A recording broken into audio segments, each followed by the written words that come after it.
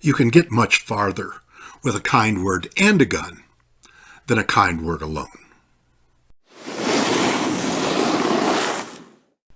When I did a search of the most popular value and pricing topics on YouTube, I found that the #1 search result was for the question, what is pricing strategy? My name is Tim, and today I'll give you my answer to that question. In my welcome video to this channel, I promise to teach you how to think, because that's more valuable than teaching you what to do in any specific situation. In this case, that's particularly true. Pricing strategically isn't about some specific action.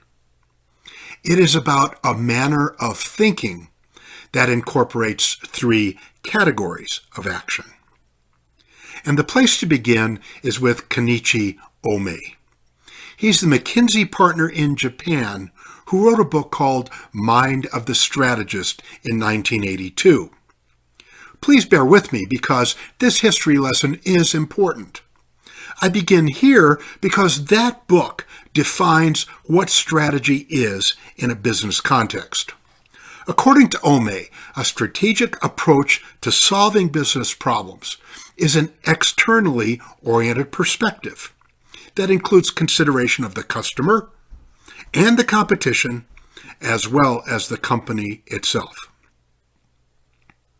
What are the implications for value and pricing? Well, one of the primary pricing models used is cost-based pricing. This model says, set your price to cover your costs and achieve a margin target. It totally ignores customers' willingness to pay and the competitive forces in the marketplace. By definition, if you are employing cost-based pricing, you do not have a pricing strategy. I guess for 40% of you, that means either you can leave now or you can open your mind a bit and think about other pricing models, which can be strategic approaches to pricing. Another implication of Ohmae's work on pricing strategy is the concept of value. What is value? Well, according to Marc Cuban, the value of anything is what people think it is. The wrinkle I'll add from Ohmae is that the perception of value is always relative to something else, i.e. the competition. An investment in Bitcoin is relative to an investment in stocks. Choosing to make an investment in Top Shot is relative to choosing an investment in other collectibles. What is the value of a $5 bill? It's the purchasing power relative to a $1 and $10 bill. In my book, I wrote about value and pricing strategy in the context of the technology and services environment. Link to my book is below. Building on Ohmae's definition of strategy, my take is that value and pricing strategy is a set of 3 categories of action with the intent of achieving major long-term business objectives. Value and pricing strategy, Category 1 actions. Actions to justify your price. What does that mean? Look at it this way. No matter what you're selling, at whatever price, your customers will always want it for less. So your value and pricing strategy must include things like value positioning and a communication strategy that establish and justify your prices to your salespeople and customers relative to competitive alternatives.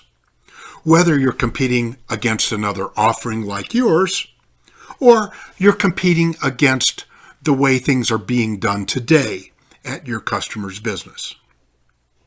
Further, your offering must be structured to force customers to pay your price or choose a less costly alternative. For example, if you can't afford a $130,000 Porsche, then the salesman needs to be able to take you to the $75,000 Porsche you can buy.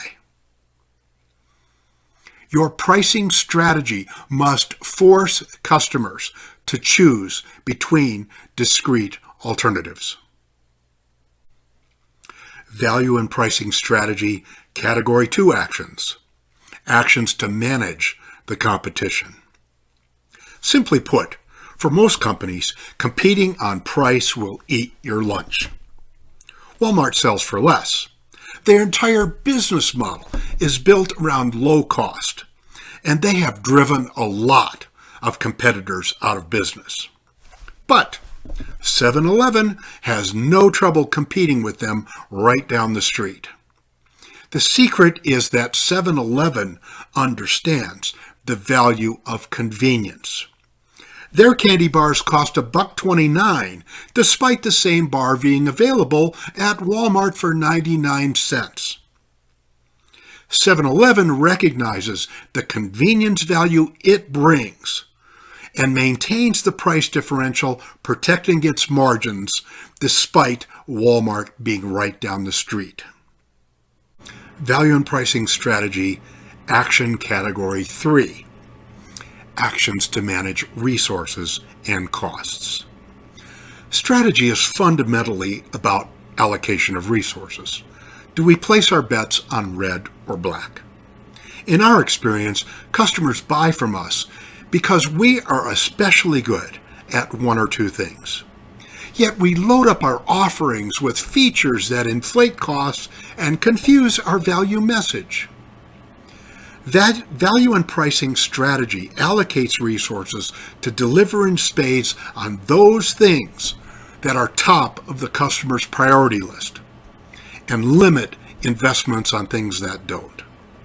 Working with one of our clients, we learned that one of the benefits they delivered was worth more than all of their other benefits combined. Once we figured that out, you know where they put their money.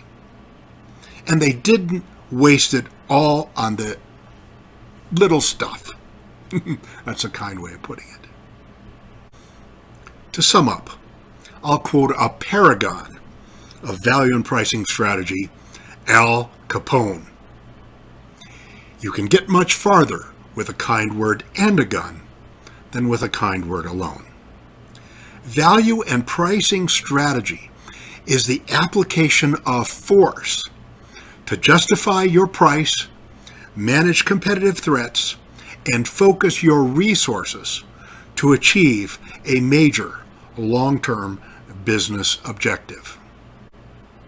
Let me know your thoughts in the comments below. For more content on value and pricing strategy, I suggest you check these two videos. The Legend of Frankie captures the essence of professional services pricing strategy in 3 minutes.